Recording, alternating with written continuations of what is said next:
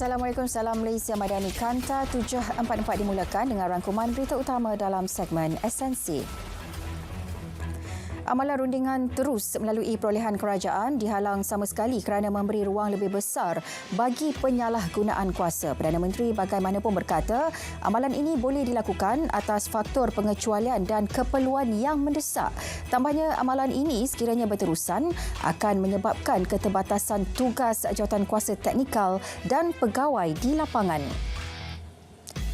Sirim Berhad diminta menghasilkan pam air berkuasa tingginya sendiri bagi membantu mengatasi isu banjir di sesuatu kawasan termasuk banjir Temenung.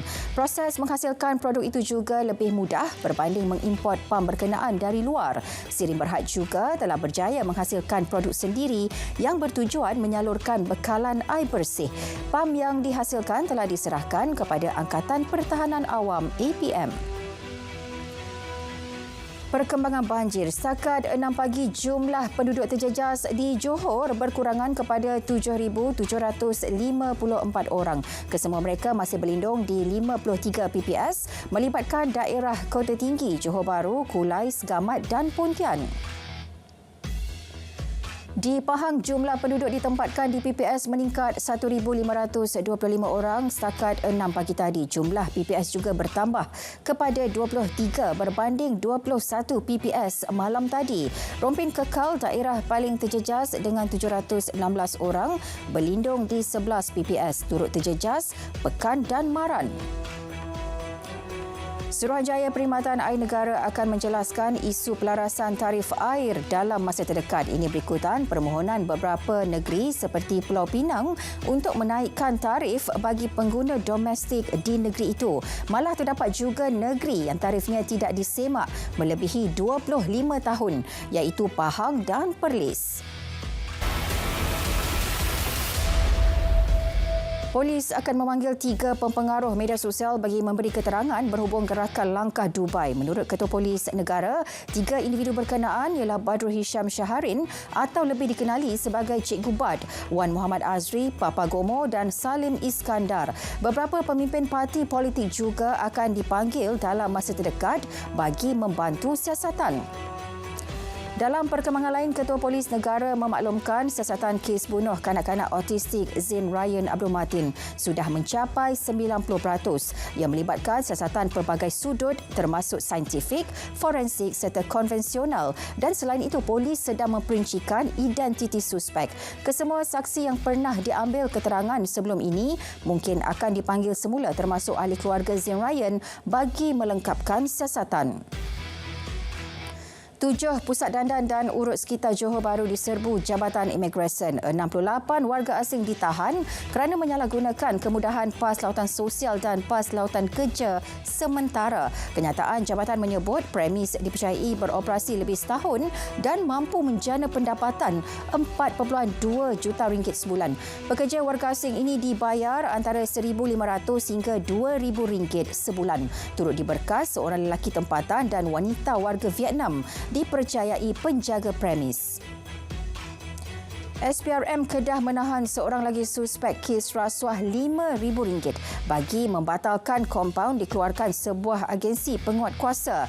Menurut sumber, lelaki yang juga penyelia keselamatan tapak pembinaan itu ditahan ketika memberi keterangan di pejabat SPRM. Suspek direman 6 hari sehingga 14 Januari ini. Pengarah SPRM Kedah mengesahkan penahanan tersebut dan kes disiasat mengikut Seksyen 16(A)(B) Akta SPRM 2009.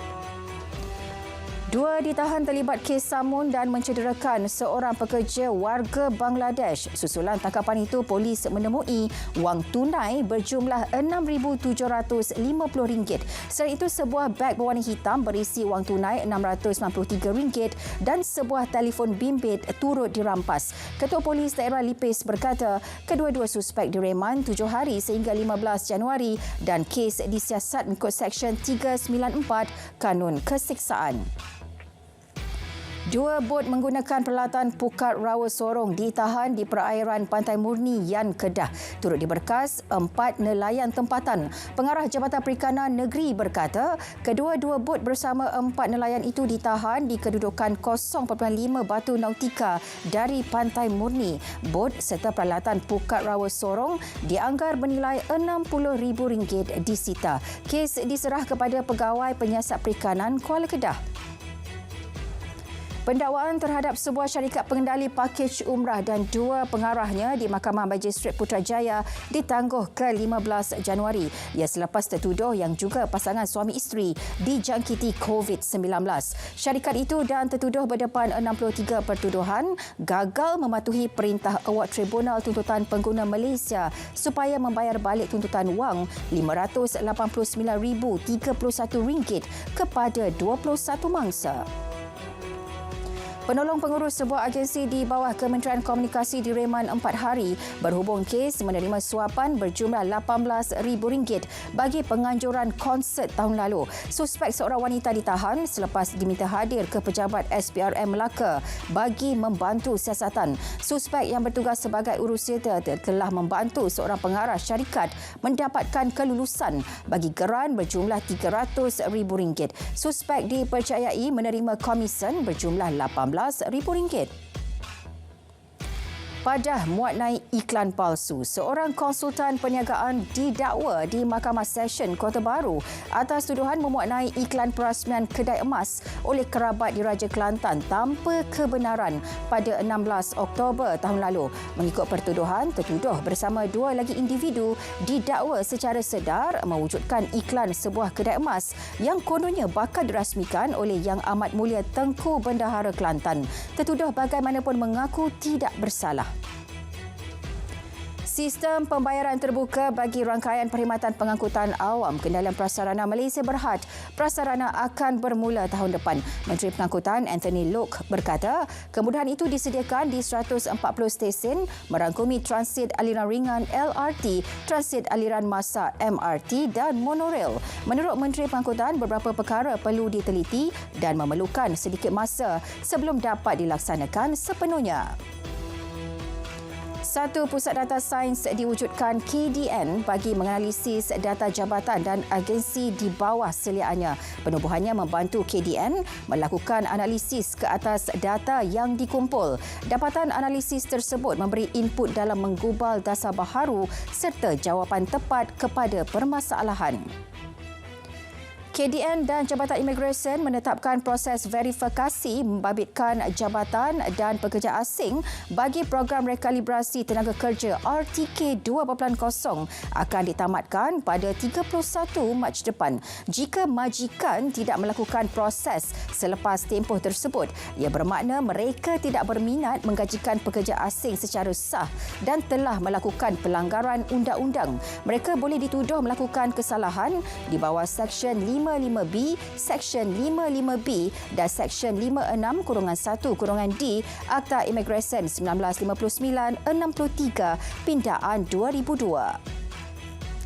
Penumpuan terhadap ekor pelancongan antara fokus utama wilayah Persekutuan Putrajaya. Menteri di Jabatan Perdana Menteri Wilayah Persekutuan berkata aspek penyelenggaraan menjadi keutamaan dalam memelihara alam sekitar dan struktur binaan premis kerajaan sekaligus mampu dijadikan pusat tarikan pelancongan seiring dengan reputasi sebagai Intelligent Garden City.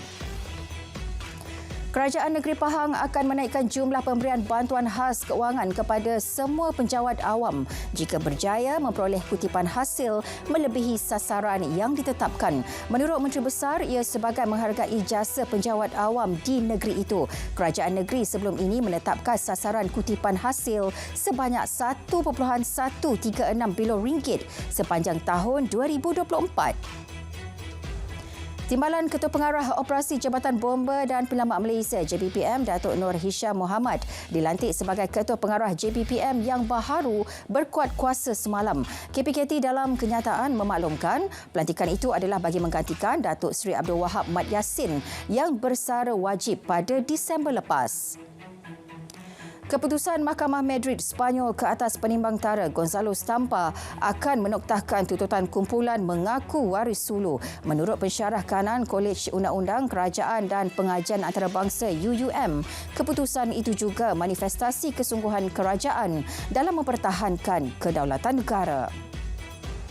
Kualiti program hiburan RTM menambah keyakinan usahawan tempatan untuk menjadi penaja rasmi bintang RTM 2024. Program itu bukan sahaja menyemarakkan industri hiburan, malah secara tidak langsung menyokong usahawan tanah air. Perkara itu dikongsi beberapa penaja bintang RTM 2024.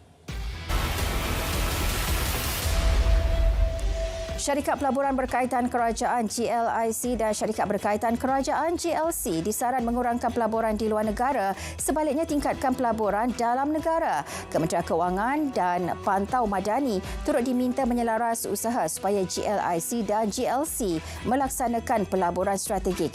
Ia bagi memastikan selari dengan Pelan Induk Perindustrian Baharu NIMP dan Pelan Hala Tuju Peralihan Tenaga Negara NETR. Kementerian Pembangunan Usahawan dan Koperasi menerusi agensinya SME Corp Malaysia telah memperuntukkan RM134.6 juta bagi melaksanakan pelbagai inisiatif dan program tahun ini. Timbalan menterinya berkata 16,700 perusahaan mikro, kecil dan sederhana PMKS disasar bakal menerima manfaat peruntukan tersebut. Peruntukan melibatkan beberapa inisiatif, antaranya program peningkatan industri strategik dan syarikat berprestasi tinggi Prestige dan program BISMI.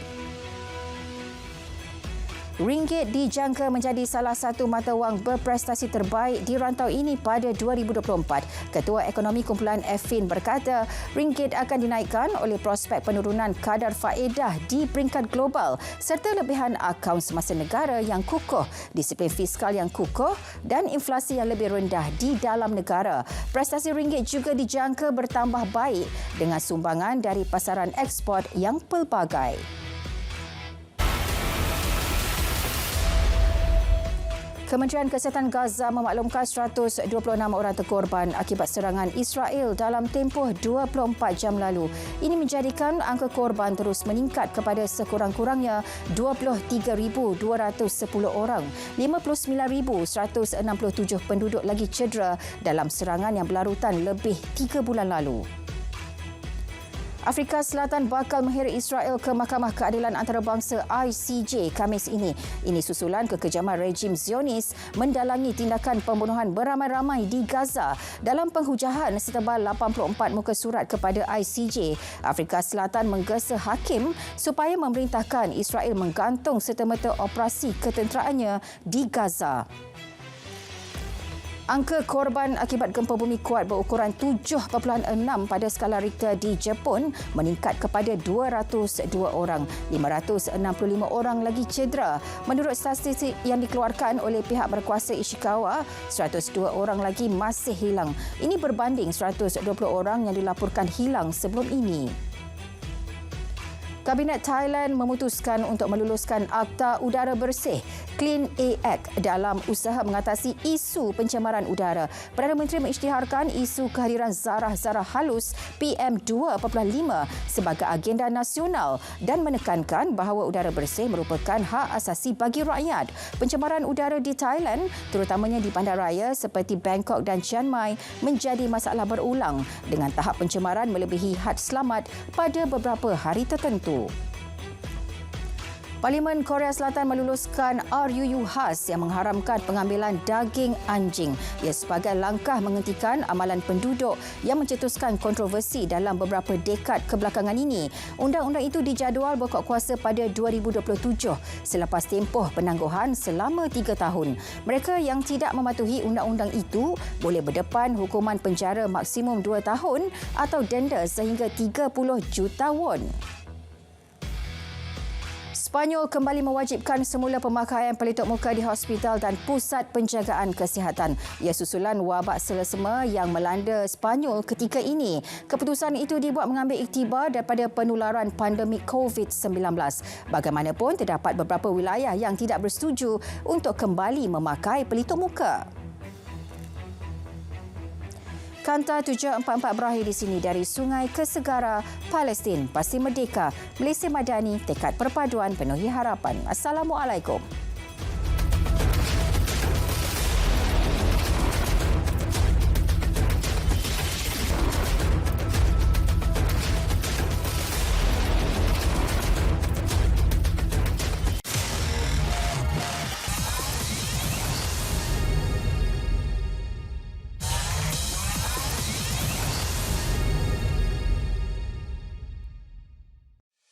Hai, untuk semak profil, klik pada butang semak profil. Masukkan kad pengenalan dan kata laluan yang telah didaftarkan. Klik log masuk. Paparan semak profil akan dipaparkan. Pengguna boleh menyemak maklumat asas, alamat, pendidikan, isi rumah, pekerjaan, pendapatan, komitmen, bantuan dan perakuan.